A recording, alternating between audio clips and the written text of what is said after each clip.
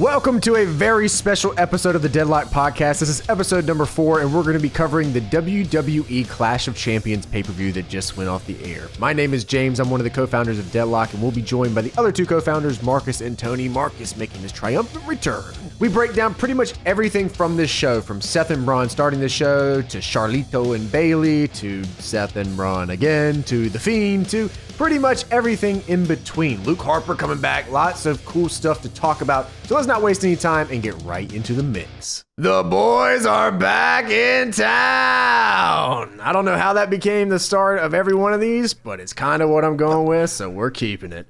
We are back once again, and we're doing a very special episode post Clash of Champions for the WWE, as they had a pay-per-view tonight. Of course, thankfully, Marcus is back in the mix tonight. We have the original cast of Tony Pizza Guy and Marcus Stevenson. Welcome back, fellas. Yo. This is the original crew. The OC The is OC. back.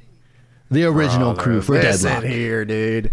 The OC tonight, they were in the pre-show. They didn't do nothing crazy. That was kind of disappointing. I wanted AJ and Cedric to go 20 minutes, man. I wanted them to go an hour. That was the one match. That was the one match I was looking forward to before the card.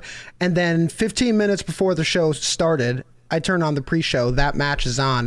That match is on, and there's a timer in the corner that says in 7 minutes we're going to the live show. Exactly. I'm like, this is some bullshit. Pack it in, boys. It's time to go home. We got to get to the main show. Man, it's kind of sad that AJ's kind of turned into a cog in the wheel sort of thing, you know? He's like, I'm going to do this That's match, what's happened. and I'm going to go stream on Mixer. Catch me playing Madden, boys.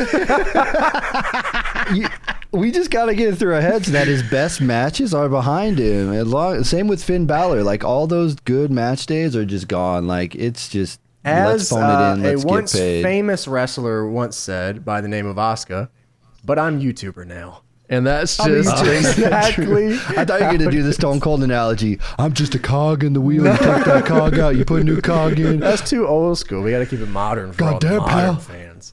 Now AJ's signing up for the Madden Challenge on Cheddar Esports. Cheddar Esports? What on the? Cheddar. On Gotta Cheddar. get that money. Did they have any other pre-show matches for this one? I only saw AJ versus Cedric. They had Drew Gulak. The pre-show match. They had Drew Gulak, pre-show match. Humberto, and I think Lindsay Dorado. Missed that. Yeah. Humberto, though, Gulak. can I just say really quick, is top 5 most gorgeous men in WWE right now. Humberto is I thought you were going to say handsome. top 5, period. I was Well, like, nah. it depends on how much you take looks into the factor of a professional wrestler. If it's a lot, then yeah, he's probably top 5. I mean, the man's he's got the dimples, he's got the jawline, he's a nice Behind looking Hangman, guy. though. No! No, you need to stop Humberto with over Hangman. Hangman, dude. All Hangman day. looks like a horse. No Okay. repeat gimmicks here. So that match was we get Humberto into doing. the main show, because I know we didn't know. I know nobody here watched Humberto versus Hey, Lindsay. let me just. Okay, Humberto does split-legged move, elbow drop. I think it was split-legged something. Just and stop. Then, Just stop Just trying. No, Don't and then even. Gulak threw Man. him out. Gulak gets the win. This is You're reading Meltzer's report right Yeah, now. No, this is I all that watched matters it, right dude. now. I saw it. No. I'm a ghoul You for don't have to Gulak. lie. Stop. You don't have Stop. to lie. Tubby tweeted the play-by-play. That's what you're doing. For a better 205 Live, I'm telling you, Look, dude. Drew Gulak. Gulak is the man. Drew Gulak said that Dragon Ball Z is better than Naruto, and there's a reason why nobody saw this pre-show match, and it's that exact reason, you cop. I know that Drew Gulak is a cop. Oh my God! What the fuck? Maki Ito just followed me on Twitter. Oh my God! Hold on. What is going on? I gotta validate this. This. Oh my God! That's incredible, man. What is going on? Wow. Now make a tweet Live about on it, the and then you'll get podcast. unfollowed. What is happening right here? Oh my God. It's because I posted a fucking meme over like 15 minutes ago. Oh man. Holy shit. And then On your shitposting account? Yeah, no. This is on my main account. And then I scrolled. Okay. She scrolled down and she saw the girth, man. She's like, wow. He kind of looks Man, like you- Humberto. Saw the profile photo. You and Melissa Joan Hart. There you go. Oh man. What a Melissa Joan Hart unfollowed me, by the way, which I'm still sad It's about. because you lied about watching the Drew Gulak match. She said, "Shut up, No. It's because I made fun of Kevin Nash one time and he blocked You me. made and then fun of Melissa Joan Kevin Hart- Nash? Okay, What? I didn't make fun of Kevin Nash. Big but I- sexy? Melissa explains it all. It's like, that's it. No, That's the flash straw. I said I would love for the Raw reunion to be Kevin Nash talking about how him and Scott Hall changed the business and made it better for the boys and gave everyone guaranteed money, and then that's when he blocked me. I don't know And why. Melissa He blocked Joan me. Hart's like, that's it. That's it. Because Kevin Nash just wants to talk about gun control. He wants to talk about real shit now. He's done talking about this wrestling I just stuff. want him to sit there and talk about how him and Hall changed the business. That's all I want to hear. All I want to hear is Kevin Nash standing up for everybody. This is my Kevin Nash, man. I could not be more happy with Kevin Nash in his current state. He is like one of the only dudes that I watched back in the day that like turned out to be a good ass dude. I was like, out of anyone, I'm like, wow, Kevin Nash is like the last is one. that guy. That's crazy. And I never expected it either. Exactly. He turned out to be the man. Him and Batista. Are like the best. Especially. That's Yep. insane, man. That like honestly, I stand with insane. Batista. They had a Gears. And for some reason, Did you see the Gears 5 commercial? some reason, Yeah, it was dope. It was That dope. was dope. That was cool. I'm not going to buy an Xbox for it, but it was dope. You can play You on play PC. on PC, brother. Not my Mac. No. No, yep, you're right. You cannot. I done told you, get yourself a PC, motherfucker. You gotta get yourself a PC.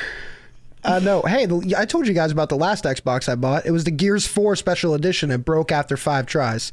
I love I love the later 360s that came out. Like I still got the R2D2 one, the Star Wars one where it goes beep boop boop boop beep when it turns that's on. cute. That's Hell yeah, that's why I got it. That's cute. It still makes that annoying noise whenever I turn it on. It was cool at first, but 6 years later, I'm tired of hearing it. So. Best R2D2 sound is that, wow! I think it does that when it red rings of death, but I'll tell you when it happens. I'm waiting on it. So before we get into the rest of the show here, I just want to say thank you to everyone who has watched the Deadlock podcast so far, because it has been nothing short of a fantastic success. I think we just hit like 2,000 views already, which is that's like 2,000 downloads. That's a lot. That's crazy. Round of applause for all the big boys out there. Hell yeah! Shouts out to Humberto, keeping me going every day. All right, so Drew Gulak, he throws Humberto out of No, the ring. you didn't watch it. Leave it alone. I saw it. I saw Leave it alone. It's okay, James. James, That's it's okay. that's the only note he wrote. That's the only note he Yeah, wrote. just the That's Drew Gulak. He said, I got it. He's like, if I just repeat this, people think I watched it. Listen, James, it's okay to watch WWE products on the WWE Network. It's okay. I agree. Free for new subscribers. Get you some product today. Did you know also this was the one night of the year where all championships were on the line? I can't believe Buy Never one been shirt done on the before. shop, get another one free, limited time. No, now it's 40% off all title belts some tonight, Skittles. brother. I will give them this much. The commercial for the SmackDown Fox thing was nice. That's great. That's the first time I've seen it. I think they've shown it before, but that was the first time that I've Yeah, ever they seen have, it they tonight. Yeah, that was Yes. sweet. I thought I that saw was good. I saw SmackDown all day today. It was all over NFL Sunday, all over it. Oh, they're getting into the mix, huh? They get into the mix. There must have been, I watched 2 games. There must have been 4 spots, like full 30s. I heard, this is I incredible. actually saw tweets about it. Did the commentators like talk? We love the champion. I saw that. Oh tweet. yeah, no, they absolutely did. They had like integration too. Like when someone would take someone down, they'd be like, that was like a and they'd say the word amateur instead of amateur. That was an amateur wrestling or a WWE wrestling move. Oh brother. That was like the big dog Roman Reigns when he speared the But quarterback then good with the old football. Charles Davis is like, but in amateur wrestling, you get 2 points for that. Brother. Thank God I don't watch football. We love WWE. We love WWE. Who likes WWE? We do. All the NFL commentator. We love WWE. Yeah, John Madden. We like WWE. Oh, they even did it on college football yesterday too, so that was cool. Did you? Oh man, I saw something about Tim Tebow sticking up for big business. He's a good old boy. Tim Tebow's a good old boy. He said, I do it for this business that I love. Let me tell you something. I do not believe. I do it for the glory of the college game. I got some scholarship. I don't need extra money, and people that want money for their work in college are scumbags. That was spoken from a true I want them to get paid position. because I want NCAA football to come back. That's why I want them to get paid. True. Come on. I think I still got. I think I have an Xbox over here that came with NCAA football, like the original Xbox that came with NCAA. It was like Fusion Frenzy and NCAA. I think were the two games. Fusion Frenzy. That game kicked ass. One of the best party games ever. It did. Dude. My wife loved it. We loved playing it. It was great. Yeah, that was some good shit. I just want to say, like I said, thank you to everybody who's been listening. Of course, easy way to help the podcast is literally going on Apple Podcasts on your phone on the app and leaving a 5-star review, leaving a hot rating. Just stuff like that helps us game the algorithm a little bit, push us up in the wrestling charts, and get us up there with Conrad and the boys. Get us on up there, fellas. We could be the #1 non-Conrad Thompson podcast in the wrestling category. The most niche thing of all time. We could be that should be our Shivani. All 4 of Shivani's podcasts. This man heard the word long form content and he said, "Yeah, I bet I got some for you right now." Oh god! But hey, that's man, an I easy way to subscribe do to the SEC network just to hear him commentate Georgia Bulldog games. Oh yeah, he's literally missing AEW dates for football, so he's super into that. That's crazy. Of course, that helps. If you guys want to see full form video, uncensored, all that kind of stuff on Patreon is a good way to do that. Uncensored Slamboree 97. If you want to head over to patreon.com/DeadlockPW, just like our website name, deadlockpw.com. But it's patreon.com/DEADLOCKPW. That's like a radio jingle. I was like, no, that's right. You spelled that right. I know. I was like, wait, what? Yeah, I'm a couple. By the way, we also got deep. the YouTube. You got the YouTube / name. How did you get that? PW. I'm a master. Would you hack that's system? That's going to be a new segment name or a new series name. 2 Claws Deep. Dude, that's like a picture of There's a picture of Walter with a crab claw and a white claw, and that's 2 claws. I almost want to use that for this episode. You should just put that as the podcast episode, kid. Yeah. So the last episode we did, if you guys missed episode number 3, we made a joke about Walter chopping Green Ant with a crab claw, and we had to upload the episode obviously so you guys could listen to it, but we didn't get the cover done in time, so we're just sitting on this fucking super sweet image of Walter with a crab claw, and it's just sitting there. I don't know what to do with it. I almost want to do it for this one. Literally, I almost want to do it. Just put like a sticker number 4 over it too. Yeah, that's what I'll do. Duct tape and the number 4. I'll go into Instagram and like target in the number 4 and white background it, and I'll just put it right there. That'll be okay. There you go. I love it. Let's do it. Special alt cover. Of course, you guys can also buy some shirts, baby. Shop.deadlockpw.com. There's a bunch of ways to support the stuff, man. Whether you want to throw some dollars down or you don't, those are just some really good ways to do it. Our YouTube clips are going heavy over on youtube.com/deadlockpw. Tony connected us with that today somehow. I really don't know how. Dude just kind of got it. I didn't know the metrics. Let me tell you something. All right. We sent a bunch of shirts out this weekend. Oh yeah, we did ship some Yeah, out. you did. We did. Congrats. Yeah. If you get your merch in the mail, check for it. Let us know when you get them.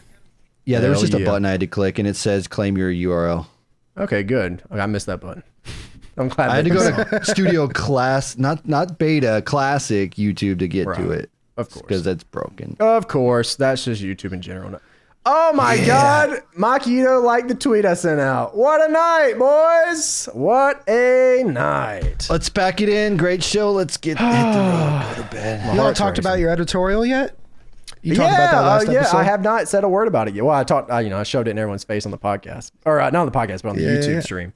But I have not talked about it on the podcast yet. So I ended up doing editorial, my very first one, and it was about Stardom, of course, because that's kind of like what I'm into, and posted it on the website. Marcus helped me edit a little bit because I gotta find some buzzwords, man. I'm telling stories straight up. I'm too generic with my words, and Marcus came in and buzzed it out, and it's a sweet article. And it ended up doing super well. It caught the eye of the actual Stardom Twitter account, the English one. They tweeted out. The Stardom wrestlers saw it. B. Priestoli, Jungle Kiona saw it. It was a bunch of people, and I was like, damn. Even Japanese fans. I don't know if I told you guys that, but Japanese fans were actually tweeting it out. That's sick. Yeah, like Stardom Japanese fans, and they were talking about how cool it was that someone made this for Western fans, and because Japanese fans are actually super into that. You know that? Well, I'll bet. Yeah, they love. I thought Western our launch fans. was like the best night since Deadlock started. I thought launch was the best night. That was the best night for me. That was the best. Yeah, night. because Marcus, I think were you sick at the time when we put the article up? Yeah, I was sick, and then you guys were all talking about it on Slack, and I woke up at like 2:30 after the meds woke off. And then I saw it. And I was like, oh shit. Yeah, Marcus gets like all this 5 hours information behind you all. Yeah, here's like a whole list. It's like just me like losing my shit. I'm like, look at this. Chucko Kiona liked it and all this stuff, and he saw it all late and stuff. But it was it made for a super great reaction. I was happy. It literally could not have gone any better than that. It really kicked off the editorial stuff we're doing on the website, which is going to be one of the big features we're doing. We actually picked up a writer here. And we should have something out this upcoming week. This coming week, yep. And we'll announce. We'll announce it's it. Gonna be good. It's gonna be good. It's gonna be cool, man. It's gonna be really. We're just getting that hot content for you all. Yes, sir. Changing the game. That's what we do around here. Goddamn kid. Can you imagine writing your heavens, first yes. article about your favorite wrestling promotion and then they just retweet it? Like, what are the odds of that? They cold tweeted it. They didn't even retweet it. They're just that's right. hey, They check wrote out it this themselves. article. Yeah. Link. And what's funny is it ended up on their website because they have their Twitter link to their on their website, so it was on their front page of their website. Yeah, we were checking the analytics, and Tony's like, "Did they post it on their website?" And I'm like, "No, I don't think so." And I looked at the website. Oh, they got the Twitter up here too, so people were going to the website, seeing it, and then clicking. I'm like, "Oh, okay, that's pretty cool. That turned out good." So I mean, we've had quite a few weeks, man. It's been literally amazing. I mean, we already have like 7 or 8 patrons too, which by the way, to all the $10 patrons that just came up in the last couple of days, since this is a special episode, we're going to follow up next week, or I guess Friday or Saturday, whenever we upload this. Might be Sunday, the next one. We're going to do all the gimmicks at that time. I think we got 4 or 5 different people, so you got to give us some time to come up with some gimmicks. It was a lot of people right in a row. I thought the gimmicks you all came up with on the pod yesterday were great. Trevor Toxin. Did you see the picture that Trevor posted with the big spoon? I did, with the spoon, the rusty spoon. Did you see that, Tony? Yeah, I saw. That was incredible. He wouldn't make it his profile photo though. That coward. He's got a brand, dude. He's got to protect his brand. True. It's like, I can't have no rusty spoon as my picture. Yeah, right. Give him a break, man. He's working it through. So I guess we can, we're done plugging shit in your ears, so we can talk about the. All right, so Humberto went off the top. Let Humberto just be gorgeous and let him go do his thing. We're not going to talk about him right now. And then Drew Gulak threw him out of the ring, and then it got 1, 2, 3. That was a match. Yes, and if you would like to finish reading this, go to WrestlingInsider456.com. WrestlingInc.tv/TubbyEmu /TubbyEmu. So he kicked off the Clash. By the way, funny story. I thought it was called Night of Champions still. Apparently it's not. It's the Clash of the Champions. Tony. Okay, so before we get I was thinking about this. So the old hashtag was hashtag WWE NOC. This was hashtag WWE Clash, not WWE Cock. I wish they would have done COC. They're cowards. Make it Cock. You would have got 20 times more just interaction just from it being Their cock. engagement would have been The through whole the time. roof. Amazing memes coming out of that. It would have been perfect. WWE Cock. I didn't even know it was Clash. I thought it was Cock. I just assumed it was. The Bang Bros Center would have been all over it. Oh, I saw that. I hope that happens so badly. Oh, man. The BBC. Oh, wow. They're cowards. They won't do it. They won't. Oh, yeah. They will. Who else is giving him 10 million? They should up it. They should keep going up. We can't do that. It's a little too low. 20 million. 20 million bang dollars. Exactly. We'll get you on the bus. The bang bucks. Shit, they make that in one day. I know, dude. It's fucking nuts. Porn money is who crazy. Subscribes to that shit? Like, man. I mean, I'm not going to sit here and lie I've never done it ever in my life. I mean, everyone's done it once, right? You guys have never done it once? Support the people that you watch, man. Come on, dude. I just need the previews. I'm good. Jesus. There's gonna be one of those leaks, one of those email leaks of like list of people that haven't. James is gonna be on there. No, like, I got my pinned burner to different email accounts. BigDickDaddy@gmail. I got my burner. You ain't gonna find me. Well, now we know, dude. Not James Pulse. Not James at gmail.com. No, it's just like, oh, let's hear it. James Pulse Biz at Gmail. Falcon subscribes to it though, right? Everyone does. It's a fucking huge corporation, man. You gotta look. I'm telling you. Do you remember that guy I told you who started the porn universe on WWE 2K? I guarantee that he does it. There's people all over the place, man. It's a generational thing. People aren't scared. We just got to keep feeding that content. That's I wonder good if stuff. they have like a $10 Patreon gimmick where they give you a porn name. OnlyFans. They should. Hit you an OnlyFans, dog. That's like good stuff. Support. You have an Instagram? No, I got an favorites. OnlyFans. All right. What? All right. Well, we can't. They're going over to Mixer. We can't do anything with OnlyFans. So, how about you give me your Twitter? Oh man, that was fucking nuts. What a time, man. Deadlock has been nothing but laughs. The BBC. So Humberto No. rolled up. So we kicked off Clash of Champions. We had Seth and Braun start the show versus Dolph Ziggler and Robert Roode, where I just get out of the way? pinned Seth. Can I just get out of the way? Unless you have a name, tag matches don't count. Robert Roode. Aren't they called Rudolph? I thought that was their official name. No. I've been bamboozled and led astray. I thought that was their name. You just saw that shit on your feed and you're like, oh, That's it. Yeah, that sounds about right. That sounds about right. It's a universe mode tag team, so give them a universe name. It's okay. I'm down with Anything's it. better than the Gratitude Era. Oh, that's the worst. We're just happy to be here. I'm happy to buy $5,000 Big Boss Man figures. Look, man. I mean, even Cole buried the team on the mic. They weren't even a tag team a month ago. I love when Cole goes on tirades like that. Like, especially when like something happens where they shouldn't have won the match or something. He shouldn't even have won the match. It doesn't make any sense. The ref's not even paying attention. His shoulders weren't even on the freaking ground. What is this stupid ref? I love. I'm not even supposed to be here today. Yeah, right. There was a funny part of Michael Cole at the end of the pay-per-view where Tubby was waiting for him to say something. He was like, oh, Michael Cole's about to say something. The match has been going on for 20 minutes. And then he goes, oh yeah, Michael Cole's not on commentary. I think it was Roman Reigns versus Eric Rowan or something. He was waiting for it. It just never happened. No. So they obviously started the show with this tag match just so they could end the show with the Universal Championship. It was... a lot of the show was weird in that sense. Seth had just beat Brock Lesnar, right? And he loses after Braun pushes him, and then he gets hit with a glorious DDT that I've seen everyone on the roster kick out of since Robert Roode came up. Like everyone in the Mixed Match Challenge kicked out of the glorious DDT. And it's just like, what am I? It's not even bad. Him losing like that is okay. It's just the way that he lost and him being Universal Champion and Tag Team Champion and just beat Brock Lesnar. Other than that, I don't think it's a huge issue with the finish. I don't think the finish in itself is a bad finish, but it was with the people involved. I think it was pretty bad. Got to set him up for the monster. I guess the main event wasn't bad. The Braun versus Seth at the very end wasn't bad, but this just this was not the match I wanted to start the pay-per-view in the first place, and especially with that finish. Best spot was the DDT counter to the Falcon Arrow, probably. Who did the DDT? Was it That Dolph? was probably it. Yep. I hate Dolph's DDT. Top 5 worst DDT. Just so you know. Well, no, but he was countered into the Falcon Arrow. Oh, okay. Well, he did the DDT on the Seth. outside. Right. No, Yes. but Dolph did the DDT on the outside. I hate it because he telegraphs No, it I'm done so with it. hard.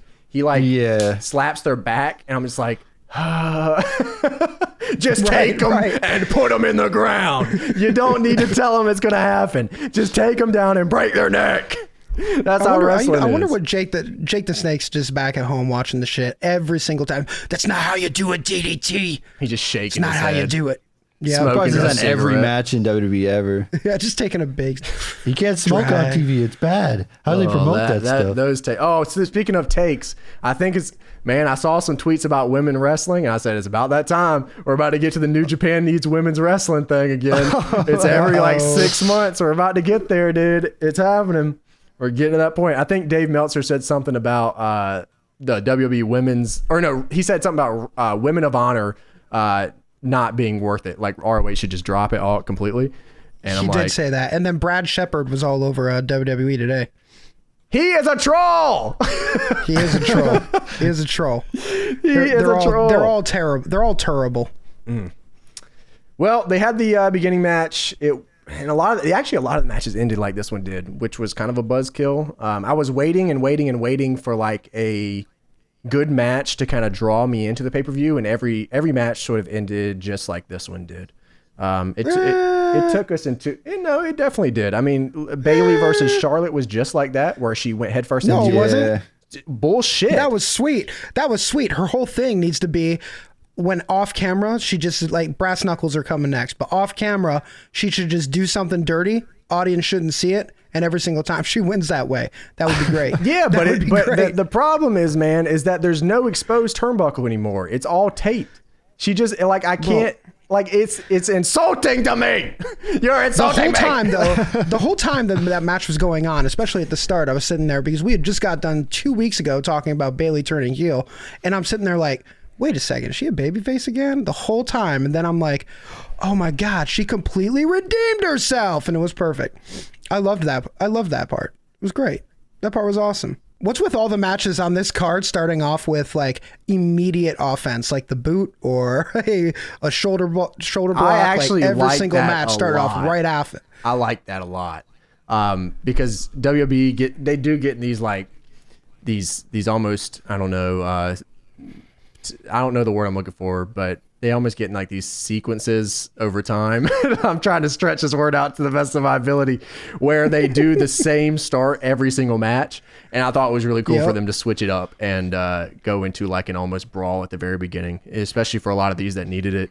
Like Charlotte getting pissed at Bayley and going after her really early was really cool. And I thought it was cool that they switched that up a little bit. Honestly, they needed to. Like 2K15 when every match started with a lockup.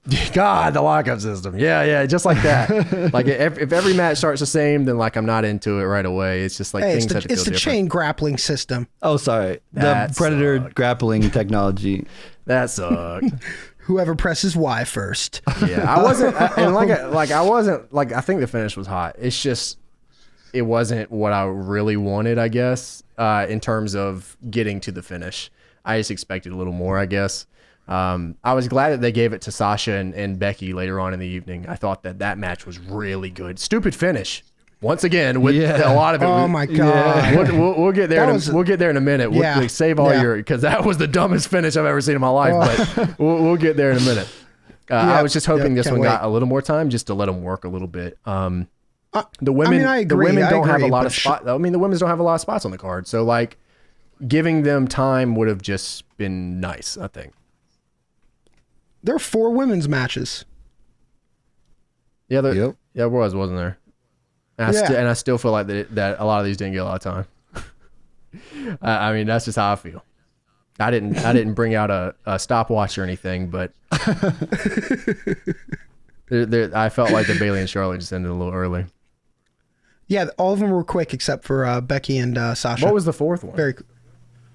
Well, we had Fire and Desire versus Nikki Cross and Alexa Bliss. Yep, and we had 2. There was only 3. There was 3. You're right. I was about to say, you must have saw that pre-show match, Humberto versus Dana Brooke. There was 3. So after that, we get into Revival versus New Day, where Dawson ends up submitting Xavier's knee. I guess that was injured. I'm guessing his pants. Yeah, he ripped his pants off. I was like, damn, this is crazy, right? That match was, I don't know. I wasn't into it either. Yeah, I wasn't either, but Revival are that good old classic Greensboro Coliseum tag team. They're going down to the coast. They're getting crazy, Jim Crockett Promotions. I like the reversal, but yeah, this match had like nothing for me really. They did do the reverse figure 4, which me and Tony had talked about before. Yeah, we were talking about that, and I saw that. I was like, oh. Yeah, I was thinking they called it inverted. They called it inverted or something, didn't they? Inverted figure 4 is what they called it. When did you all talk about that? I can't remember if we talked about it on the first episode of the podcast or if we talked about it I was off just the saying, podcast. I'm like, I rarely see an inverted, like where they start with the reversal figure 4 part, and then they did it, so they definitely listen to the podcast. Deadlock Podcast. Yeah, I said that I was like, yeah, TJP did it. I know he did it before. He did do it, yeah. And then Dawson was like, hold my beer. He said, I got this. Confirmed, deadlockpw.com. I thought their promo at the end, though, was cool. Yeah, it was good. Did you see their pants? Yeah. They had the snake and the dogs. It had the No, I didn't. FTRKO and on the front, FTRKO. Okay, and on I the gotta back, see they that. got a viper with 2 dogs. Everyone in WWE is a dog. All of them are some sort of dog. It's a dog thing, yeah. The big dog, the Greensboro dogs. Here comes the big dog. That's what I was waiting for Michael Cole to say. He loves saying that. That's his favorite thing to say. The top guy said that everybody is revived now, so I'm glad of that. They still have not signed new contracts, by the way. It's like that time that AJ Styles was champion and he had no contract, or CM Punk was champion, had no contract. Or AJ was also champion at the time with no contract. Yeah, in TNA. Yeah, no was. contract. Yeah, this is gonna be TNA, one of those things. They're gonna just like give them the titles and hope they stay around. They're gonna drop them in the trash on AEW on TNT. Brother, That'd actually be kind of dope. I hope that does happen. Dude, the internet would just. Oh It my would. God. It would just. It'd be it. That'd be it for the internet tonight. We actually went straight from that tag match into another tag match, which we talked about just a second ago.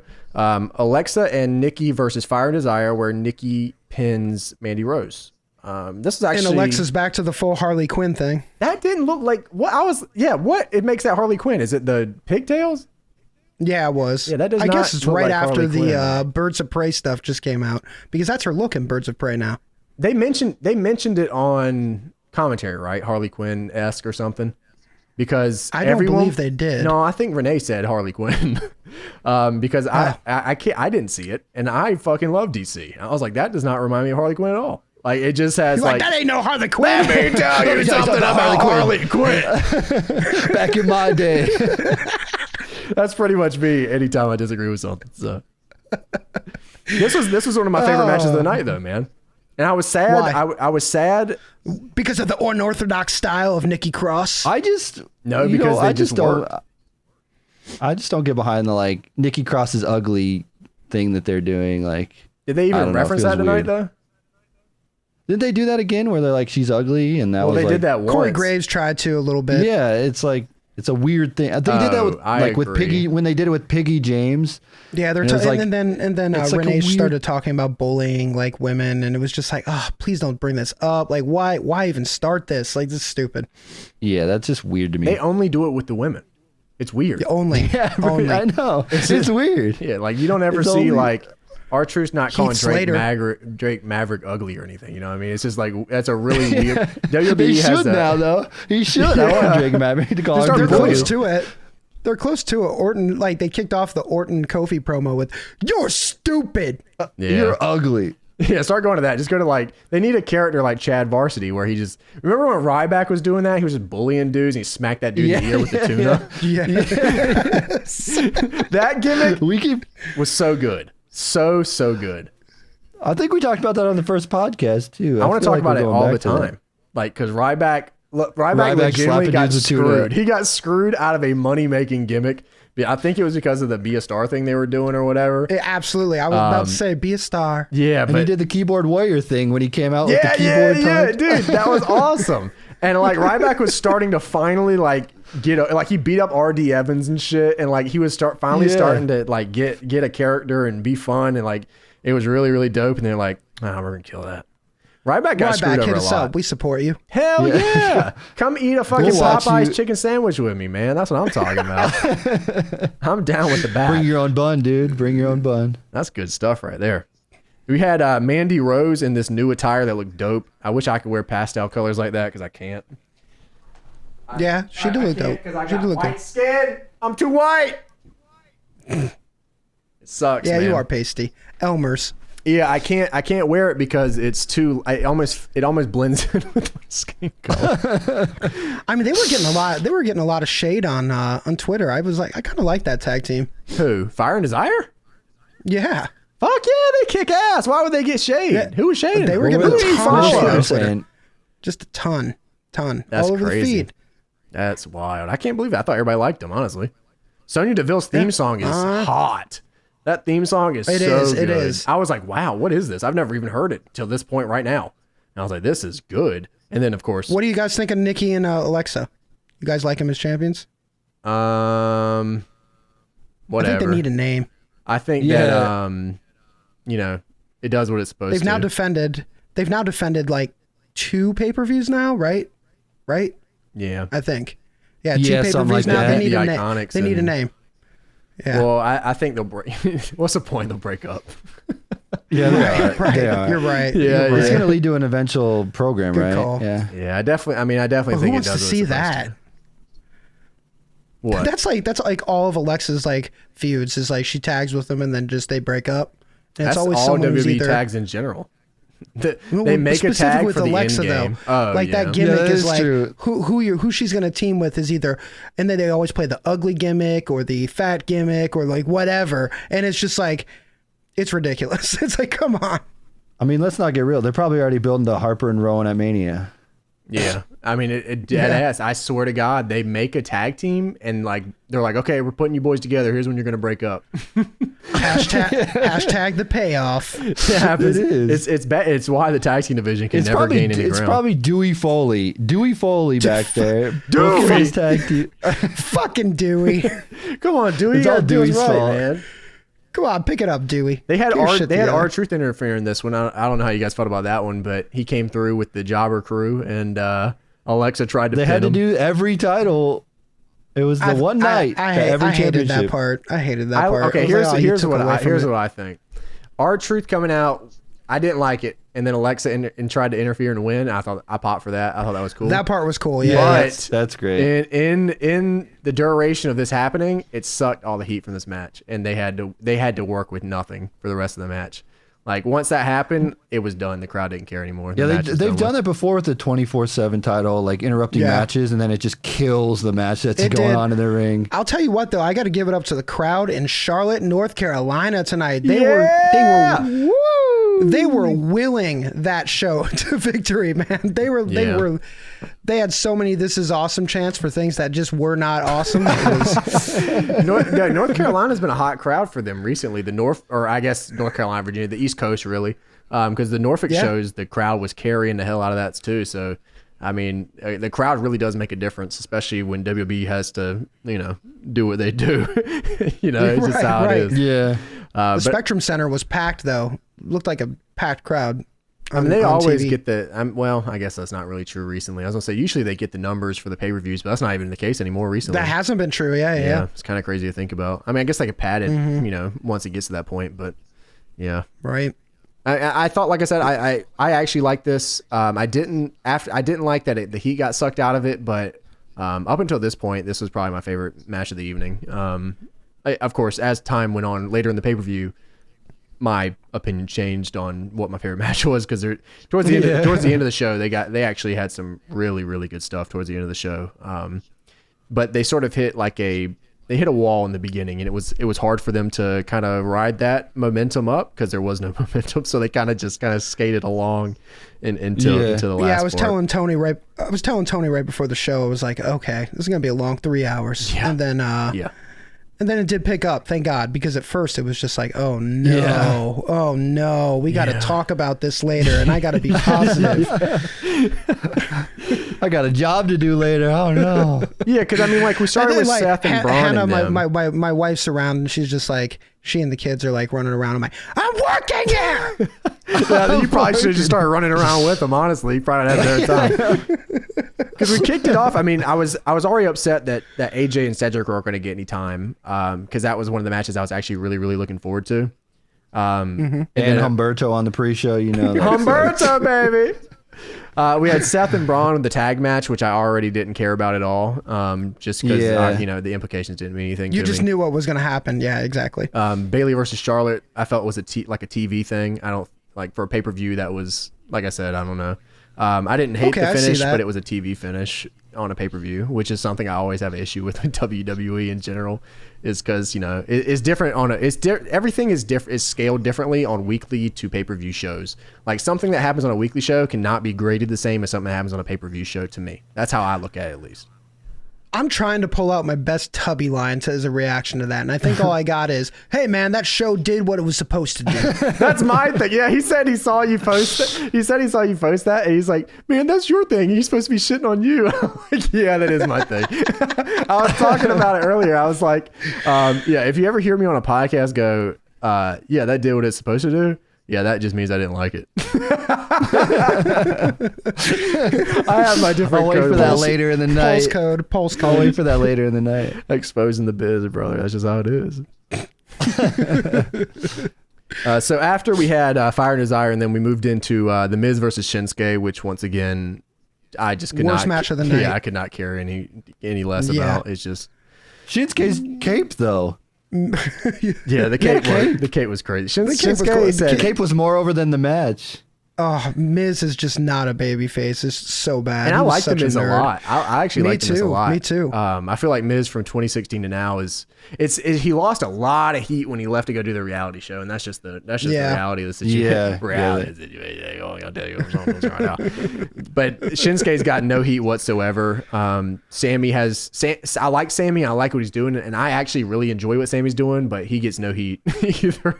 Like, what'd you think of him on the mic to start the match? I thought it was funny. I'm glad they didn't have him do it the entire match.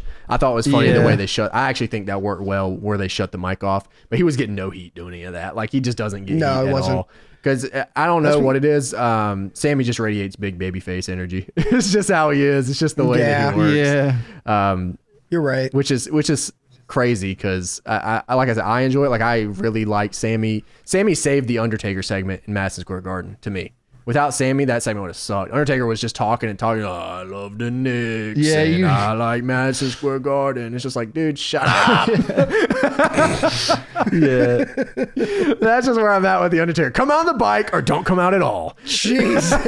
That's just where I'm at with the Undertaker right now, man. That's how it is. And then Sammy has a neck brace now after a choke slam. Okay, yeah, that was funny as hell. He didn't even have it on. It was just like hanging out the back of his neck. It was dangling. I was waiting for it to fall off. Yeah. Me too. He was holding it on for a while. Like I said, I love the Sammy stuff. It's just for some reason with the live crowds, he just doesn't get any heat. I don't know why. Maybe he's just too eccentric for them to want to boo him. It's because we all like Sammy. Yeah, and like so everything that he does, we're not gonna. Yeah, exactly. Yeah, that's exactly how it You're works. so likable, Sammy. Yeah, stop being such a good fucking dude. He's like, I'm building fucking like medical carts for Syria and stuff, and I'm helping stuff. And like, yeah, boo. He's like saving lives over here. You suck. I hate you. What do you want me to do to this guy? Like, he's just like the coolest dude ever. What am I supposed to do here? Kevin Nash supports him. Yeah, Kevin Nash, big man. It's so funny that like I love Kevin Nash because he took big Republican dollars and said, "Fuck it." That's the dude. Like that's crazy, man. That's Kevin Nash is forever the man. I don't care what anyone says. If I ever become a wrestler, I'm dedicating a measured corner elbow to Kevin Nash in my moveset somewhere. I'm putting it in there where he lines it up with his hands as a little triangle thing. Yeah. Bam. That was the greatest. You remember his cameo in Grandma's Boy? Oh my God, dude, that movie. Yes. Oh man, with JP the robot. Grandma's Boy is an awesome movie. Underrated. Dude, that movie is Please hot. sit on my face. You red shirted ass. Wasn't David Spade in that movie? Wasn't he the? I'm pretty sure David Spade was like that. He was. Yeah, we David all Spade was yeah, in he was there at like, the beginning. he was like, you were sweet. You were sweet. That movie kicks ass. I was actually talking about a few of those older like comedy films like that from I can't remember if it's Happy Madison that does the That was Happy Madison. That was Happy Madison. Yeah, those earlier movies from Happy Madison kick ass. Like all of them. It's a sweet race car bed. Yeah, he's jacking off the fucking Laura Croft doll in the bathroom. He's like, yeah, Laura, you like that? Like, it's total stoner, lowbrow comedy. Absolutely. But it's fantastic. I really can't. It was amazing. Can't say enough good, about those earlier movies. JP's the greatest actor ever. They were playing Halo 2 on the TVs in that movie. That's how old that stuff is, man. I forgot about that. He's like, come play me in Halo 2. Yo, what? I always remember that. Always. So as we move on from Sammy and his neck brace, we go into probably one of the best matches of the night, just the dumbest finish of the night. We had Sasha finish, except for versus Pat Becky. Buck. Oh yeah, I didn't even know that was Pat Buck. Was that Pat Buck? Yeah, it was Pat Buck. Tubby said this is Pat Buck. I'm like, is that Pat Buck? Oh, like, I thought Pat Buck was bald. It was crazy. It was crazy. Turns out he's got hair. That's crazy. We had Sasha versus beats the Becky. shit out of people these days. Oh my God, I did hear about that with Cass. What the hell? Yeah. What's going on? It happened. First off, who's booking him? Yesterday, right? That happened yesterday, yeah. Yeah, it happened yesterday. Yeah, he's dangerous, man. I guess Cass popped off backstage and Pat had to finish it. And he said, Cass "This is was my like, I'm gonna murder retirement show, everybody in damn this it." locker room. Yeah, that whole thing sucked. I was reading about that. I'm like, well, it sucks, dude. Like, this is nuts. Like, I heard that the only reason Cass didn't even get arrested is because Janela was just nice about it. He just didn't press charges or anything. So that's kind of how that went. But that whole thing, I was reading up on that. I was like, oh, I hate wrestling sometimes. Right on. I'm just like Janela's just a good dude, I guess. Like because everybody hates him. Like Janela's gimmick is that he thinks he's the man, but he's a loser. Yes, exactly. And people get pissed off at it in like real life. It's ridiculous. The bad boy. They try to fight him at carnivals and shit. Ugh. It's crazy. Blink-182 Enzo concert. and Cass, just get out. Just leave.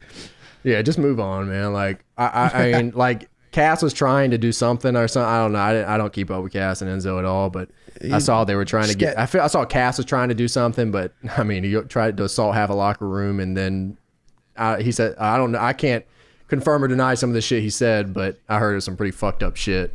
Yep. So like that's maybe. Get healthy, dude. Yeah, maybe don't wrestle for a little while. Yeah, you know what I mean. Just like get better, and because I mean you don't want to you don't want to fuck around mental health. Like if he's truly messed up, then like you're doing a disservice to him to even book him on these shows. Like you know what I mean. Absolutely. That's just kind of how it is. But we had straight shoot, man. Bang. What's up, you marks? Okay. Before this, though, they said WWE Clash was trending #1 worldwide. It definitely wasn't.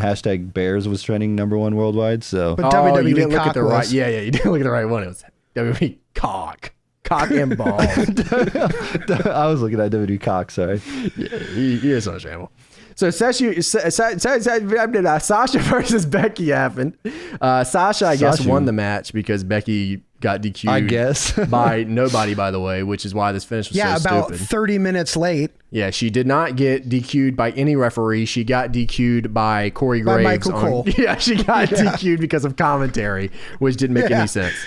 I was hoping this was going to be Triple H and Taker from WrestleMania 17 X7, where they brawl all over and then the ref gets up like 30 minutes later and then counts the pinfall, but that didn't happen. Well, how about that moment where you realize when they call the DQ on commentary that that entire thing was just for that mustard spot? Dude, I hated that spot too because then they immediately started laughing on commentary and like you know Becky has got Sasha's arm like she's gonna break it off and Michael Cole's like, oh man, she's got her arm. I'm like, this is supposed to be like a blood feud and like now it's just a joke and it's like they did this with Dean Ambrose too and it's just like, oh my god, Sasha just came back and I was like this whole thing made me want to I just wanted to die, dude. Did you know that Sasha Banks' favorite wrestler is Eddie Guerrero? Are you sure about that? That was The Rock. Because they never mentioned that once on commentary when she tried to throw a chair in and then get another chair, and that's just like Eddie Guerrero, her favorite wrestler. What a fantastic match to that point, though. They were like they were kicking ass. I was like, dude, this is good. And then of course they were just letting them go. It was great. Then of course. Like the Bexploder. Sometimes you can just have someone lose. You know, like it's interesting to me how often they go out of their way to try to, and it's funny because you think they go out of their way to try to protect people, but in the end they never protect anybody. Everybody ends up coming out of it looking stupid as hell. So no one ends up getting protected. Sometimes you can just have someone lose, and that's the best way to protect them. Like you can because what's the point at Hell in a Cell? What are you gonna? They're getting ketchup, baby. What are you gonna do? Is Sasha gonna win? Like, no.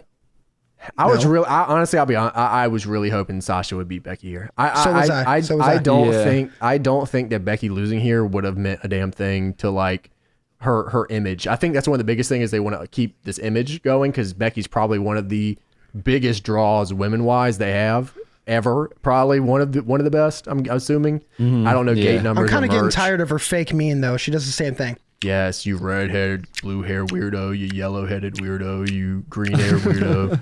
Yeah, I agree. Right. I agree. She is very monotonous, and her Twitter is. I had to mute her like 3 months ago.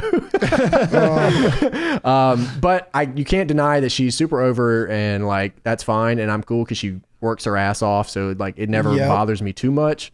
But yes, I was really hoping that Sasha would pick up the win here, just because I felt like she needed it. Yeah. And all I got out of this was that WWE makes them both look dumb. WWE made themselves look dumb, and they decided to throw out a blood feud for a mustard spot. And it's just like, agreed. No, this match did what it was supposed to do. Yeah, and that's the name of this episode, the mustard spot. And it's weird because throughout the entire evening, WWE what they usually do is throw you in a longer match where they let them go a little more, you know. And I thought that was going to be AJ versus Cedric, but it wasn't. And this was kind of the match they allowed that to happen with. And I did think it was dope how they went out into the crowd. You don't often see that with women's matches, and I thought that was pretty dope. No, I liked it too. And I liked it all the way up the ramp, and especially when they went into the spot up top, I thought that was cool. But the second they started laughing on commentary, and it's just like, oh, this is over. Yeah. Like, that's it, man. Yeah, but it probably would have been pretty dope to be in that crowd, though, when they came back out. Like, and then the spotlight. I love how they always do that. The spotlight's like searching for them as if they don't know where they're going to come out at. Yeah, and it's like, oh, cool. There they are. That is really cool. I kind of wish it would have ended different, but that's WWE. You got to kind of compromise sometimes with WWE, because if you dwell too much on shit like that, it'll eat you up, man. Those finishes will eat you up. You just got to compromise sometimes and be cool with it. It was the best match on the card. It was good. I enjoyed it up until the end. Yeah, definitely. So we moved into Orton versus Kofi. This match did what it's supposed to do. No, it didn't do it. This match did what it's supposed to do. Orton Kofi is, if you were to build a wrestler, when he comes out the ring, he gets no reaction from the crowd at all. I feel bad for the dude. Like his music hits and nothing, not a boo, not a cheer, just silence. It is bad. This was very much a 2010 WWE match. It was depressing. I have one note in my notes for the match. Winner and still Kofi. Mine is this match did what it's supposed to do. That's all I gotta do. It's funny because during my watch party on YouTube, seeing the chat, and they're like, sometimes it's nice to just get a storytelling match like this. I'm like, man, y'all have been, that's tubby. No, I mean that's a legitimate thing that people say. I'm like, man, y'all have been brainwashed. People have been brainwashed to think that monotonous, slow, nothing happening matches equal to some sort of storytelling. And look, it's not crazy. that I don't want that match to be good. Tony, you can vouch. We wanted this rivalry to be good. For sure. But it was stupid. It hasn't been good. It is not. It is not. I keep thinking back to what Booker after was great. Oh yeah, but before I get to King Booker and the WWE Hype Boys, Street Profits, I keep thinking back to James when you said that WWE conditioned us to think that Randy Orton is amazing when really he's not.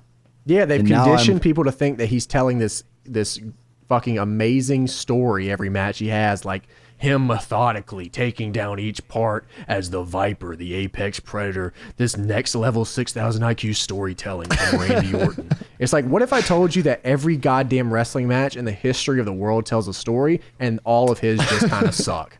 What if I told you that's the truth here? That you have been brainwashed by a goddamn big corporation into believing that storytelling is something that doesn't happen except for in matches like this, which is absolute cornbread shit. I don't think Orton was the problem in this match. I think it was Kofi. I think that Orton tells the same exact story every single match, and it makes all of them monotonous. And I don't think it was. I think it was equally on both of them. Just because I think Kofi tells a very similar story every single match too, and that's why I said it's a 2010 WWE match.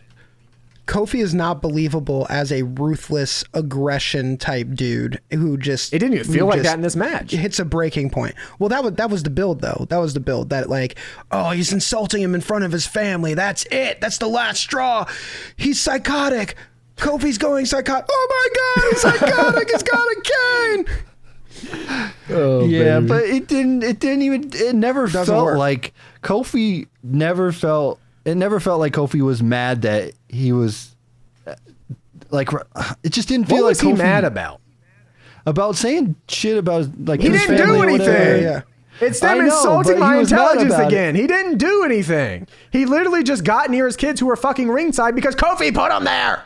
He put them there. It's just the classic case of like, it's just the classic case of wanting Kofi's reign to be longer than actually putting substance in Kofi's reign. And that's what's taking priority right now. So it's like, I agree. Like no, you're right. You're absolutely right. When we look back, we're going to be disappointed with this run. We're always going to remember Mania. We'll always remember it's going to be one of the best moments ever. But then, man, he started off just so hot. So yeah. He started off so hot, man. What in the world? I was talking about that the other night too. Was man, you could not have asked for a better way to make him a champion.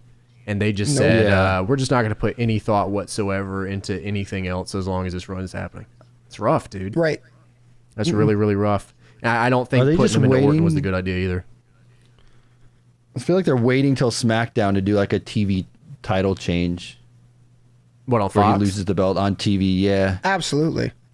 I thought they were, I'll be honest with you, I thought, in my head with how, WWE does business, I thought that Fox said we want Orton as champ. To be honest, going into this, that's what I thought. I mean, that's definitely like a thing that I think could happen. I don't think I would almost expect that to happen. Yeah, I don't think the story's over. I think it happens before they go on Fox.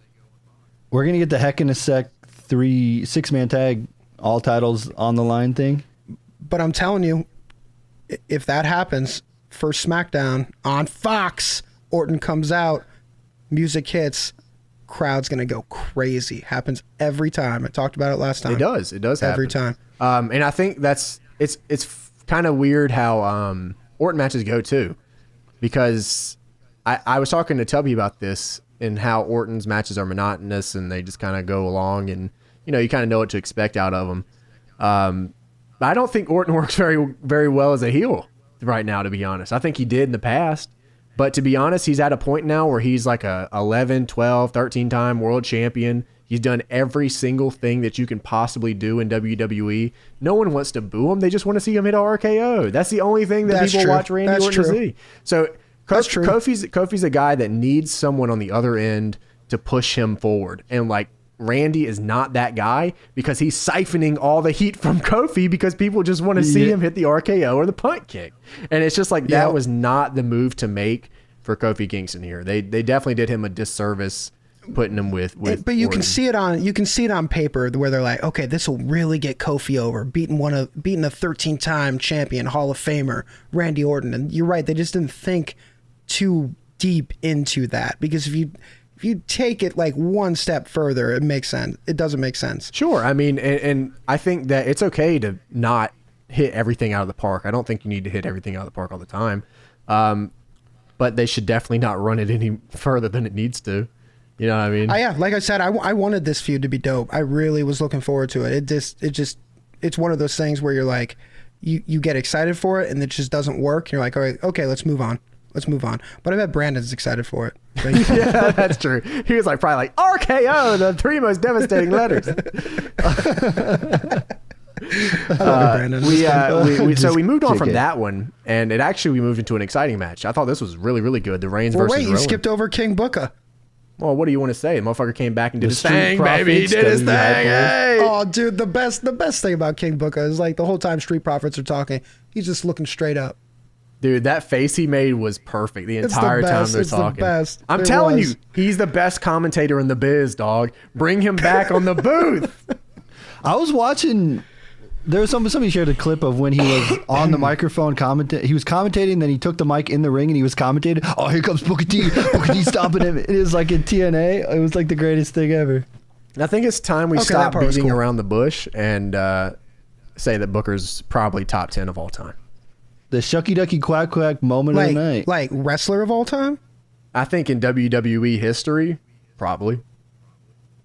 I mean, Booker has literally always he knocked everything out of the park. Always, ever. There's never been one down moment throughout Booker's career where like I did not care about Booker T. Can you think of anything where he didn't like just completely destroy? I'm just trying to think. I'm trying to think of the top 10, and I think This man made it through Triple H burying him at WrestleMania. He made it through the fucking trenches. He would be. Crawl. I mean, I don't think he'd be in top 10, or maybe 10. He might be 10. He is number 12 on my match of the year list. Strictly WWE only. And I'm kind of, and that's a loaded question in the first place. It's a loaded statement. It's definitely hyperbole. I don't know if I would put him in my top 10, but he's definitely one of my favorite dudes, like ever. I can't. But you are right. There wasn't a point where I didn't think he did awesome stuff. And they gave him some tag team stuff. They did. He made him and Goldust work, and like he fought with lightsabers. Like that, Yeah. I'll Oh my never forget some of God. that stuff. I forgot about that. Yeah. price check on Jackass. Yeah, price check on Jackass. That I don't think like anyone that watched WB at that point will probably never forget the Stone Cold stuff they did with the brawl in the marketplace. Like you can definitely have a conversation about him being in the top 10. Like there is definitely a conversation to be had with Booker over the years. He's a hell of a worker too. Like it wasn't just like, yeah, he was great at the skits and the comedy stuff and doing whatever they needed him to do. But dude, he was a fucking worker too. Like he would work. They always made the WCW guys go through some shit every single time. Every time. Doesn't matter who you were. You know, they dragged him through a bunch of garbage, but he came out on the other side always. Yep. Always. It's all about the five. Yeah, I don't know that. You look like a chicken and act like a chicken and look like a chicken. It's a chicken. Booker T forever, baby. I will say, I'm going to bring it all the way back to episode 1, but I will say when one time I was staying at a hotel, I was on tour with ESPN doing the Madden Nation show, and SmackDown was there at the time as well, and Booker and Sharmell came down for the continental breakfast and had a full stack pancake. Oh my God. I Full almost stack. forgot about Kurt Angle wanting to have sex with Booker T's wife. That I is almost true. forgot about that. He said he wants to have hot bestiality type sex with Sharmell. Okay, we can have a legitimate conversation about Booker T being top 10 of all time. Can we say Booker T is Deadlock's favorite wrestler? Yeah, like put him in the booth, Vince, you coward. Put him back in the booth. He deserves at least that, dude. I mean, he even knocked out the stuff for the Street Profits tonight. Like he never left, man. Like he never left. Yeah. It was like he never left. It was dope tonight. He's awesome. So we move on to Roman Reigns versus Rowan, which we talked about, Marcus, when you were out. We talked about it with Phoenix and how I wanted it to just be this drag out brawl. And I think that's kind of what we got. Like it's a drag out brawl in a sense of that's what a WWE drag out brawl looks like. Yeah. 2 weeks ago, I said Luke Harper was going to was going to come back, and you guys were all roasting me. Look what happened. What would you just tell me us right then? The fuck? Look what happened. No, he did say that. I did say that. Dude, I lost it. When he came out in a Monomarth shirt, I'm like, holy shit, I listened to these dudes back in like 8th grade. This is thrash metal fucking, I love it. I love it so much. I'm glad you knew what that shirt was, because Tony and I were trying to figure I was it like, out. I don't We're know. like, Is that what do new those merch? What letters does that say? shit? I don't know Like, what that means. Dude, yeah, that was like, Martha? that was kick ass Mothma? metal shit when I was growing up too. And it was really cool. So he just adopted that. He's like, I'm gonna listen to metal too. So him and Rowan are just wearing metal shirts, hanging out, kicking ass. I'm like, yeah, this is way better than Super Smash Brothers 2, where they came out with big hammers and stuff. I was like, this is way better. He Oh probably man, did. it's just like Oh, Luke go ahead. Harper went from like chilling on his couch playing Madden this week to One of the Clash of most Champions. over dudes right now. Like it was huge. That reaction was massive, man. It was massive. I love And him. he probably I love didn't even Harper. sign a new contract either. He's probably Hell like no, he revival didn't. too. They were just like, yeah, we'll put you on TV or whatever. You've been sitting out long enough. Triple H probably came through. Which reminds me, did you guys see the NXT commercial on this show? No, I missed it every time. Oh I my looked down at my phone every they've single showed it time. before. They've showed it before. It said, Yeah, they've said shown it. no BS. It said, Yes, they keep no saying that. BS. That's how it starts off. So yeah. basically what we're saying is the rest of this shit is BS. Right. The Yeah. rest The of bull this- crap you see on Monday and Friday. It's You're like getting no the BS. on BS. You Wednesday. just want that wrestling. They You just want that they wrestling. did Sasha versus Becky. They did the fucked up finish, and then they went straight into an NXT commercial. You don't want any of this BS, do you? I was like, well, you're right. I don't want any of this BS. Was it right after that? Was it Yeah, right they after played that like match? 2 or 3 Oh, times. They played 2 or They 3 did, times, they and did. every Right. time it was after a match where the finish was like messed up. And I was like, oh No my BS. god, No BS. They perfectly placed that too. well, Yeah. no damn BS, do you? No, all right, then watch this shit, baby. Watch NXT and not AEW. Oh yeah, be Did you sure see- you tune into the WWE Network when Suits comes on, motherfuckers, because you can't be watching it when Suits is on. Good God. Did you see they found the hardest part of the ring in this match?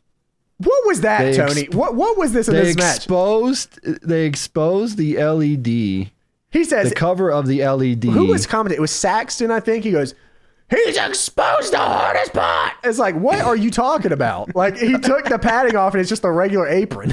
I was like, what the hell is You this? know, he took the padding off the LED board. Was So it- the was LED there must have moved spikes it. or They must have something? moved. No, but it's like it's the actual 100% legit hardest part of the ring. The LED. He didn't even, he exposed barely even LED. hit it. I was like, this is the I know worst it thing sucked.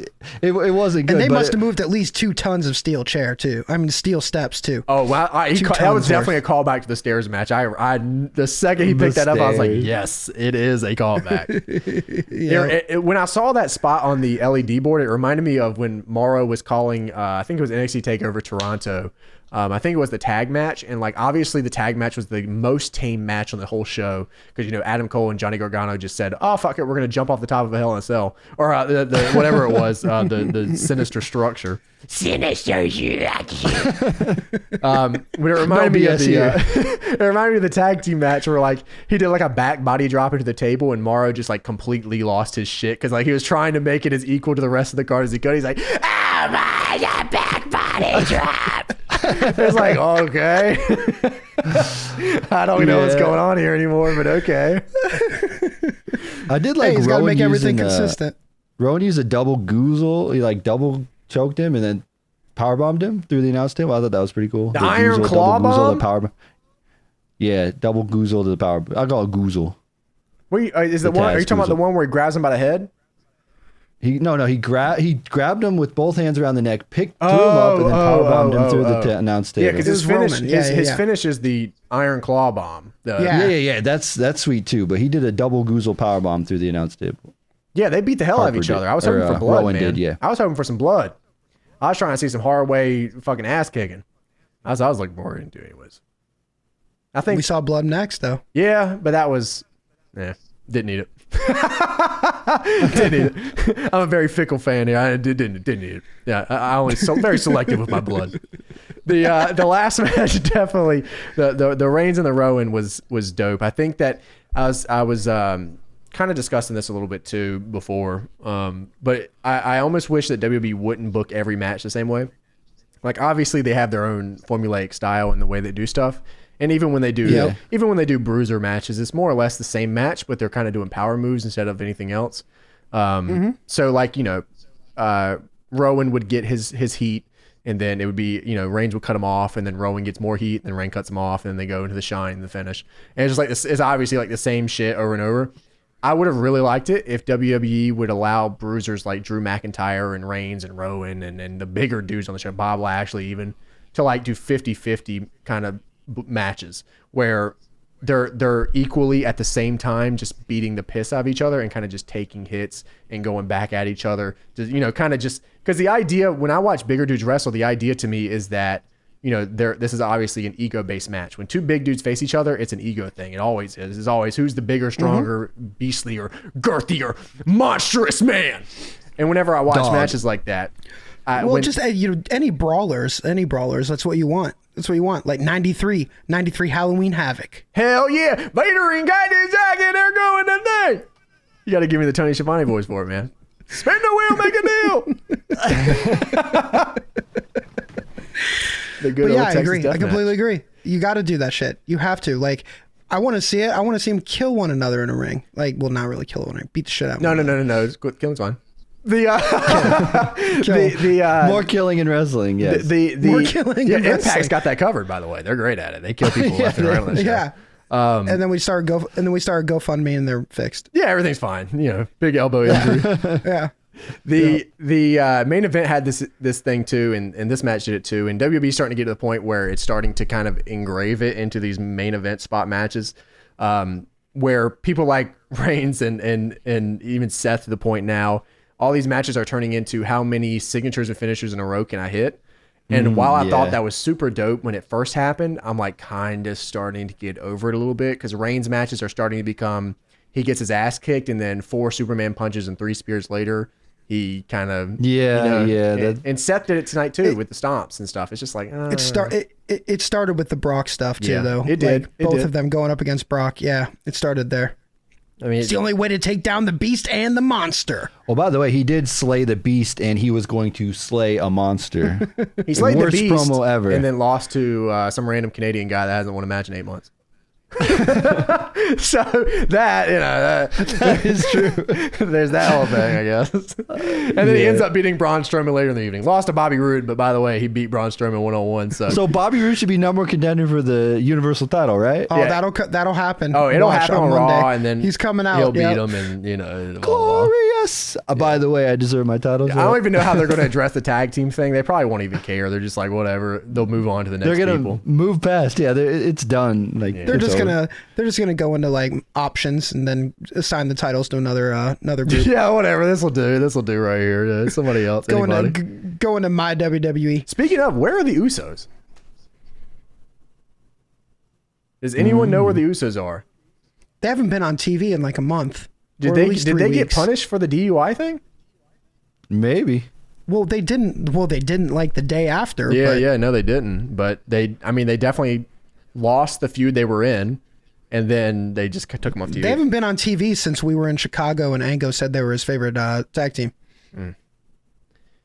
Yeah, that conversation. Ango, thanks, dude. Now the Usos aren't on TV anymore, man. See what you did?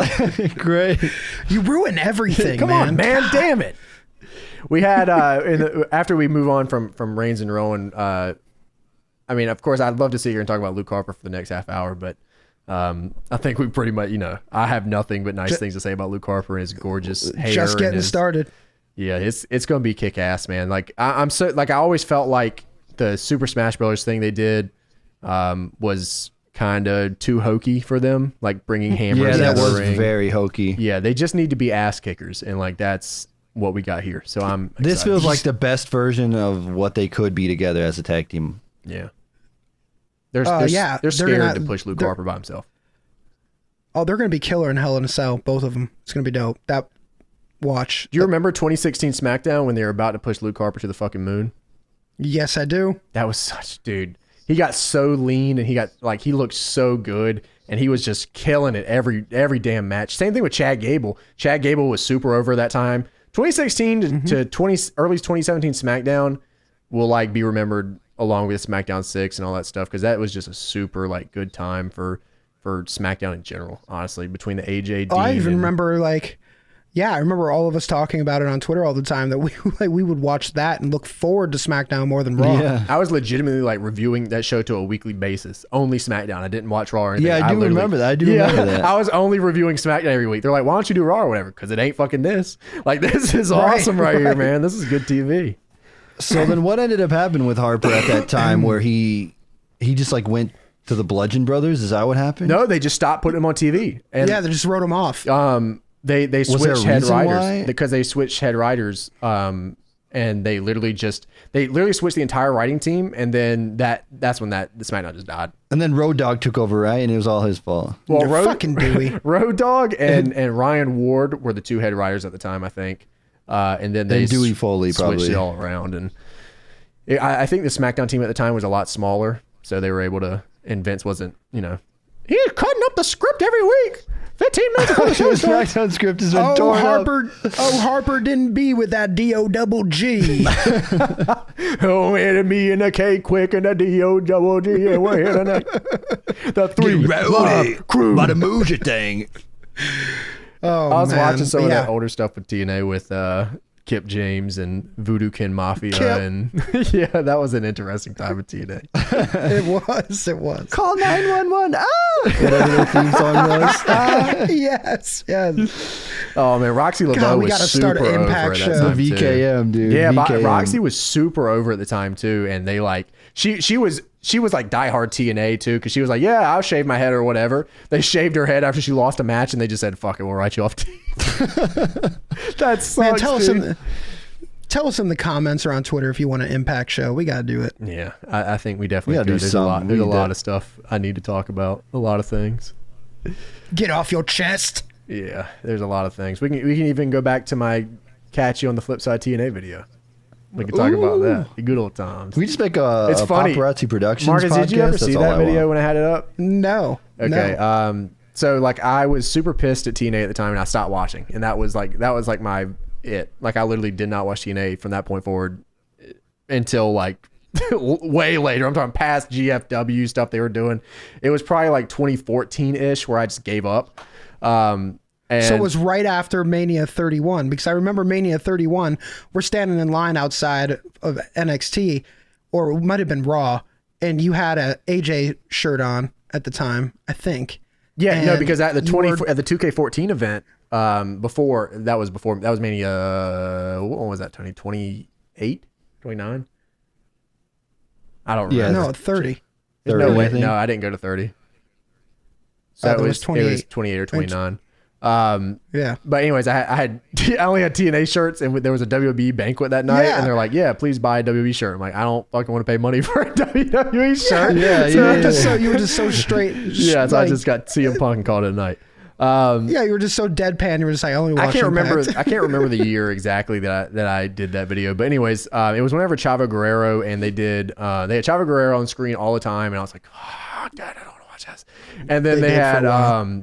they did the gut check thing, and they ended up not signing Brian Cage, and I'm like, holy fucking shit, you gotta be kidding me. Like, how did you have Brian Yeah. Cage on the show and you didn't sign him? Like, he wanted, like he had said 100 times that he really, really wanted to sign with Impact, and they're like, they didn't end up picking him up, and I'm like, this is so. That was the Pope's run, right? That was right around after that time? Pope run. Well, Pope was still around, but Okay. they had finished pushing him at the time. They just had him on the show. Was He that wa- around the okay. time when Ric Flair just was like, yeah, you're part of the roster, and was Yes, like, that was when they with, voted, and Ric Flair. What was that? Eric dude? Young? No, it was so Gut Check. They had Ric Flair on the the panel with the dudes, and they had I think it was the very first one they did or the second one, and they had obviously like said behind the curtains that they weren't going to sign this guy, and they let Rick be the final fucking say so, and then Rick went out there and like the kid cut a promo and started crying and shit, and Rick's like, you know what, kid? I give you a yes. And everyone's obviously everyone out there is like, what the fuck, Rick? So Wasn't it like Jay Bradley or something? no. Jay was they picked up Jay. It was like Alex Silva. It was Alex Silva. Oh my How did I God. remember that name? Alex Silva was the dude. They'd never used him, by the way. Literally never used this dude, and they were pissed at Rick for allowing him to go through with that. Yep. Wow. Interesting stuff. Like we man. said before, we were talking about Ric Flair. Like he's always got something crazy. There's there's crazy always a Ric story Flair. with Ric Flair. Impact show. We need to do it. I agree.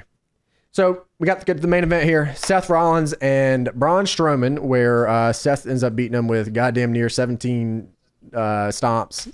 Like, that's what I was saying. Like, it just stomp. Just like, okay. Yep. Braun That- did a that was super the whole sweet match. Yeah, it truly was. Braun did a fucking splash though. That was cool. Oh my God, that was awesome. He was That shaking. He awesome. was scared. He was. I know his, I was like, oh, his legs man. were shaking.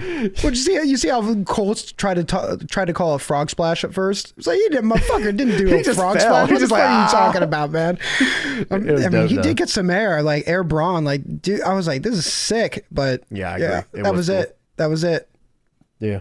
Did you notice the crowd started booing when he did like the third stomp? They and did. They thought it was over, and they're like, "Oh, this sucks." And then he hit the pedigree. The entire time I was like, "Why not just hit the pedigree?" Like, you're obviously these stomps aren't working. Then he did the pedigree. Then he did the stomp. But you and win. knew after he kicked out of the first stomp, you knew that the rest of the match was just going to be stomp after stomp, because you've seen Seth do it like 5 times now. Yeah. Yeah, it's the Brock Lesnar formula, like we were talking Yeah, about. It's just yeah. like the same. Oh, you got to hit multiple finishes to get him because he's such a big deal. And it's fine it kind of finishes fine every once in a while. But when every main event and semi-main is starting to turn into this fucking just fiesta, like at the end of the match, it's just like, all right, dude. Storing all them finishers. Yeah, like piss. Whoever's agenting, they must have like the same agent for all these matches. That's like, well, this is how this is going to go. I assume they have for the main event, they have a main event agent that kind of, and it just so happens that he works with, the bigger dudes like Braun and Reigns and stuff. Yeah. I don't even know who the agents are anymore because most of them left to go to AEW. right. I don't know who it is anymore. Maybe Road Dogg's in there helping them or something. I don't know. Terry Taylor maybe might still be around. Is he around or is he in AEW? He might be in AEW. I mean, Dean left, Arn left, Tony Schiavone's in AEW. Is Bruce Pritchard in WWE?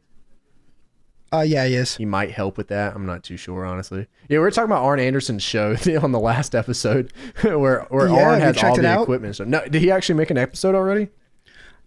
Let me see. I don't know. I saw him with the Shure SM7B. I said, get it, Arn. Yeah, get that good quality right before. Yeah, that's that dude right there. That's nice.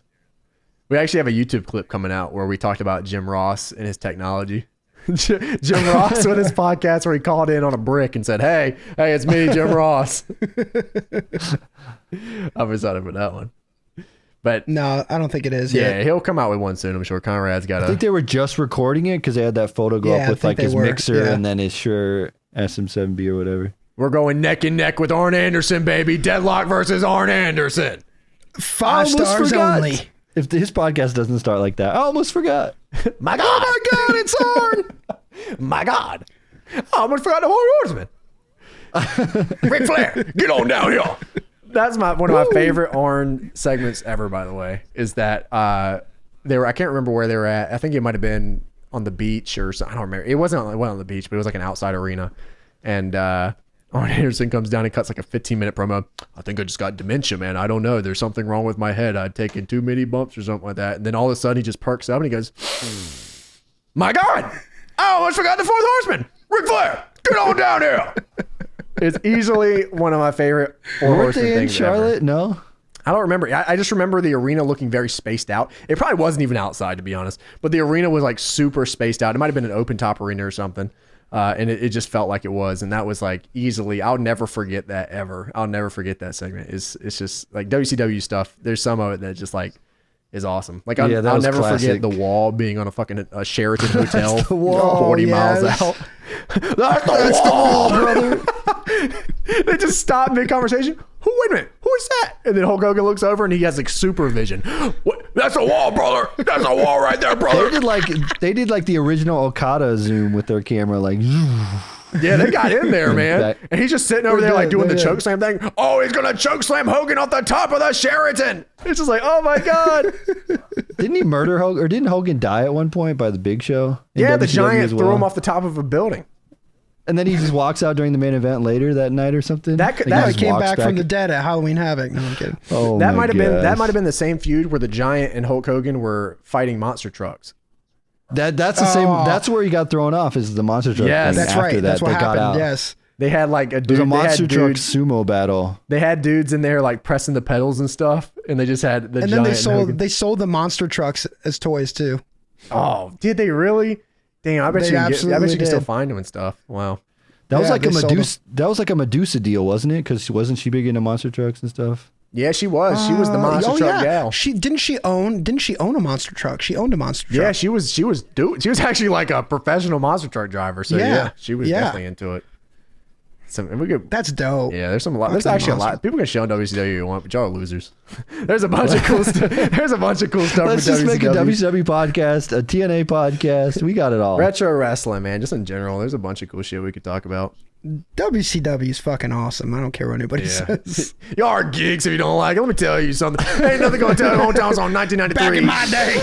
1993, the Texas Deathmatch Vader kind of died. I'm gonna get on it. Spin the wheel, make a deal now, brother. Let me tell you. So overall, what did you guys think of the Fiend? The Fiend. We didn't even talk about the Fiend. What's there to talk about, man? He came up, he did his thing, and he left. It did what it was supposed to do.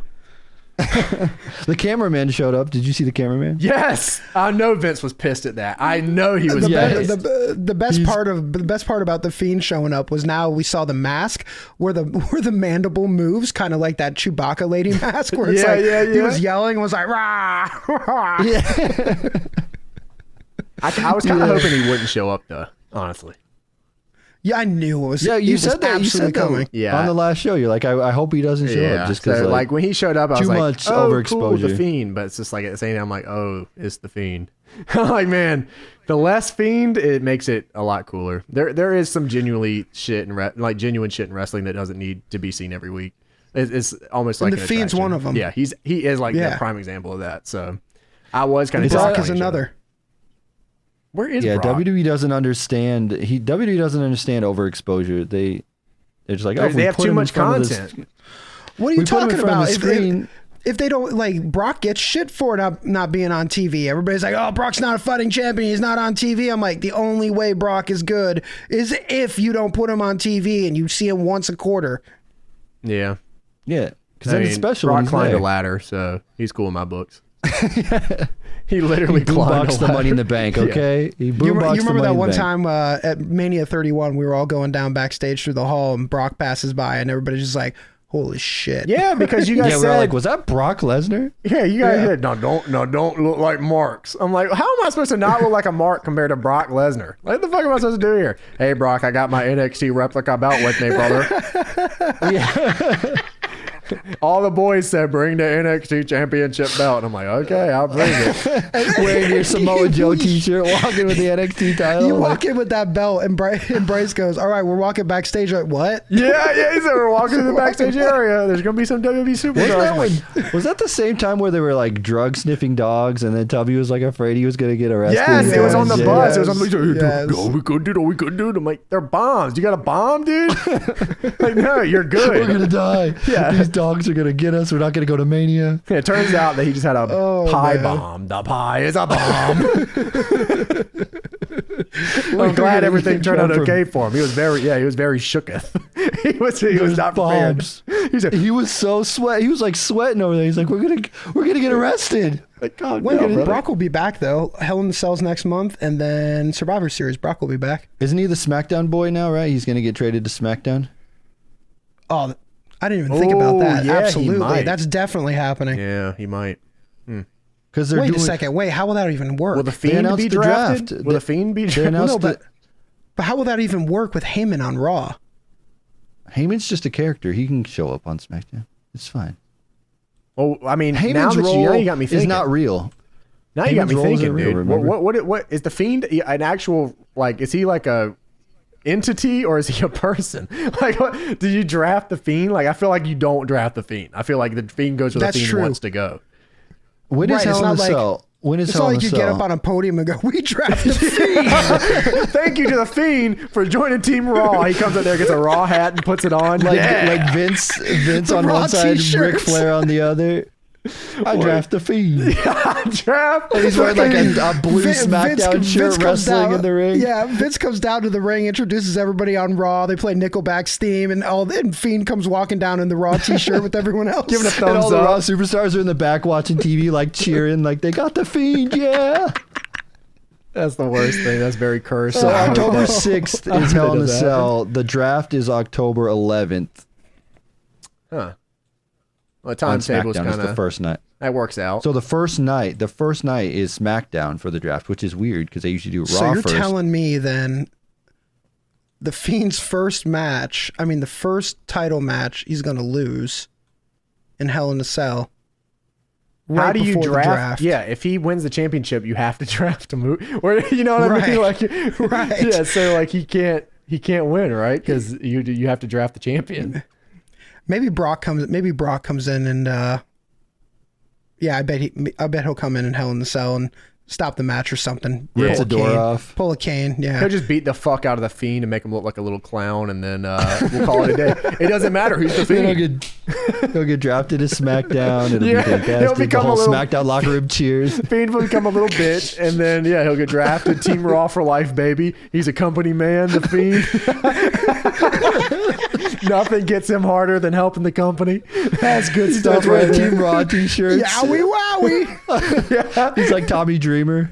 Oh yeah. He gets cocked all the my time. God, Yeah, that's great. He wears like Raw t-shirts every week and like pay-per-view t-shirts. Nothing makes me prouder than being signed by the best wrestling company in the world. Quote by the Fiend. We see him out at IHOP. It'd be perfect. He threatens to kill like somebody on commentary. He's sitting with Dreamer out at IHOP. The fucking full stack. Oh man. Oh man. We're story creator. We need to destroy the Fiend. Team Raw Fiend with the red t-shirt. Oh my god. Here's how you lose all momentum for the Fiend. Draft him. It's totally happened. The fucking Titantron's gonna spin. All the superstars are gonna go through, and it's gonna be the Fiend. Eric Bischoff is gonna draft. Bam! Oh man, And then his music hits. His music hits. Paul And he Heyman, ladies comes and out, just gentlemen, the waves. He just waves. Fiend. My God, I almost forgot the fourth horseman, the Fiend. Get on down here. Oh, my stomach hurts. He just takes off the mask and he's just We just Bray. buried the Fiend in like 5 minutes. What if they draft Bray to SmackDown and the Fiend to Raw? As far as I'm concerned, Fiend in the Raw shirt's more over than the Fiend randomly, so it's all good. I think it works out. After, I think that's the only way. Brock destroys him in Hell in a Cell, by the way. Yeah, Brock gonna whoop his ass. Make him humble. Where you think you're at, bitch? The Fiend is going to Raw. Team Raw t-shirt. Dude, I'd pop for that shit actually if Brock did that. Yeah, like this. Like he is not scared of this stupid ass like light shit at all. Like Brock just beats the brakes off him. He turns the lights Brock off. just climbs a ladder for no reason. Brock, yeah, the lights turn. Yeah, okay. So Brock comes into the Hell in a Cell, the lights turn off, and it comes back on. He's got the Fiend in a Kimura lot, going bitch. The Brock lock on top of a ladder. And that, ladies and gentlemen, is how you get the Fiend over, baby. That's how you do it. That's pro wrestling in a nutshell. Turn him into Tommy Dreamer. That's how you get the Fiend over. Incredible. I am sweating from that. Yeah, I actually have a headache. I think I'm All starting right, to come Pedro, off. get on that artwork with the Brock and the Yeah, Fiend Brock. and the Team Raw. No, please get Pedro. Okay, we're not. Selling We limited can't put edition this up. prints. We can't put this up until Pedro makes the Fiend thumbs up Raw shirt. We can't. No, it's got to be. He has to make the Fiend thumbs up Raw shirt. Like the Batista thumbs up, thumbs down. That's gonna be my profile pic. I'll message him right now. Go. Oh quick. my God! Please. We need the Fiend this with the Raw anyway. Team Raw I'm doing- t-shirt thumbs up. I'm doing it right now. He's got to have Oh, the that's Batista like funny. SmackDown contract, like clipboard thing on the Fiend's hand. Whew. Oh, that's funny. Oh, I'm crying. I am crying right now. Oh. Make this So what do you- the so what did Fiend you- in a Raw shirt. I'm so sad that we're not going to be able to have that as a show cover for the show, but we're definitely going to post that. Like, that's You got to be can't posted. imagine that it's not like it's gonna happen. Fiend's getting drafted. Yes. the Fiend in a red Raw T-shirt. He's got to be drafted Raw, right? gotta Blue's be just not his yes, color. Yes, it has to be. Yes, absolutely. With Blue's just not his color. thumbs up with the Raw shirt. Absolutely, that's the way to go. I love it. Incredible. So overall, Oof, I'm how many I'm sweating. pro wrestling stars do you guys give this? Out of this 10, right? We got double the Meltzer rating. 15 now. I think we increased it. 15. 15. I give it a that did what it was supposed to do rating. Yep, and that's all we need to hear, baby. It did what it's supposed to do. At the end of the day, that's all you can ask for. Yeah. If you were to build a 7 wrestling 1/4 company stars. from the ground up, it would be WWE. No, but Becky and Sasha definitely match of the night. Dope stuff. I just hated the finish. It was the dopest match till Rowan and Roman happened for me. And then I was like, that took over because the finish didn't suck. I liked when Roman ran all the way up the entrance ramp. I was like, if he's gonna run down the entire entrance ramp and spear, He gave her the ooh-ah at And the then top, too. ooh, and then out came Harper, and it was just. Yeah. I was like, wait, who's that? That was dope. Whose man's that? It was dope. It was good. All right. Yeah. Well, I think That was WWE cock. I think people are gonna. That was WWE cock. People are probably going to be up in arms, prepared for the Fiend with a Raw shirt with a thumbs up. So we're going to have to deliver on that on Twitter. Sadly, it can't be the show cover. I apologize to everyone who's watching on iTunes or Spotify. We don't know. Or whatever. Who knows? It could happen. Yeah, I don't know. Maybe Pedro is still up, but I doubt it. We got Walter with a crab claw. I mean, Fiend with a Roger. It doesn't sound any far-fetched, is that? All right, everybody. Thank you guys for watching our after show here on WWE Cock. Well, I give this show one Fiend with a Raw shirt thumbs up. You'll love to see it, baby. So, anyways, like I said, if you want to support the show, if you want to do it, on Patreon, you can. If you want to just leave 5-star review with a rating and all that, that's also another way. Or just tell us how much you love it, baby. And we will catch you guys. We'll get to the gimmicks on the next episode. Yes, we will do the Patreon gimmicks on the next episode. We got you, boys. We got to come up with them, baby. Got to get back into the magic grind and come up with something cool like the Dairy King, Dan Wolf. New episode should be up next Saturday. I think that's usually when we're about to do it. Video version probably be up Sunday-ish usually. Times will probably change based on, we got to kind of figure out with SmackDown changing to Fox, NXT coming up. Yeah. Things might change. We got some good shit coming everyone's way. Yeah. Editorial next week. We have some other shows in the so books. much cool stuff. So much cool stuff. Yeah. We have a fall shirt coming out at some point, hopefully in the next couple of months too.